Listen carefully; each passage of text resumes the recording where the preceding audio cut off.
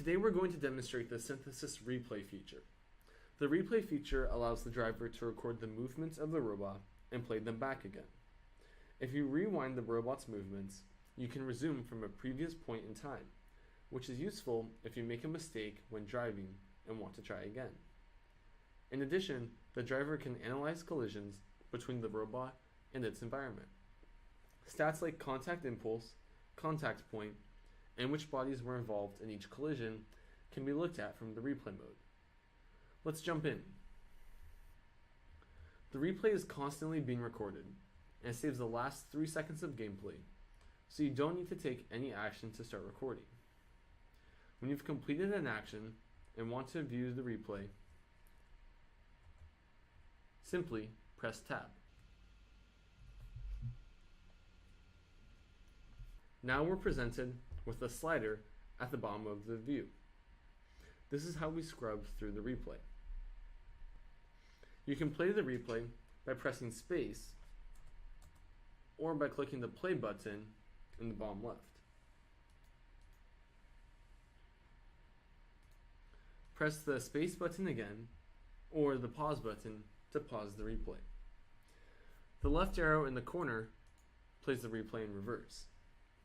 The arrow keys on your computer can be used to scrub through the replay at 15% speed. Hold Control and use the arrow keys to scrub at a 5% speed. At any point in the replay, press Control Space to start playback from the beginning. The white markers along the slider are keyframes, which represent significant collisions throughout the replay. If you don't see any collisions, you can lower the impulse threshold to a smaller Newton value. You can click these keyframes to snap to the point in time where the collision happened. There are also white circles located at the collision point. These can be clicked to snap to the point in time where the collision occurred.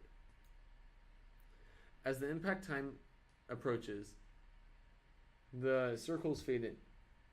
And as the impact occurs, the circles fade out. If you click over the point of contact, the impulse will be displayed. There are often situations in which a collision lasts multiple frames and is therefore registered as multiple collisions by the simulator. To combine the chain of collisions into one to see the total impulse, click the consolidation button in the bottom right. Then select the first collision in the chain. As you can see, only one collision remains. To save the replay to view later, click the Save button and enter a name for the replay.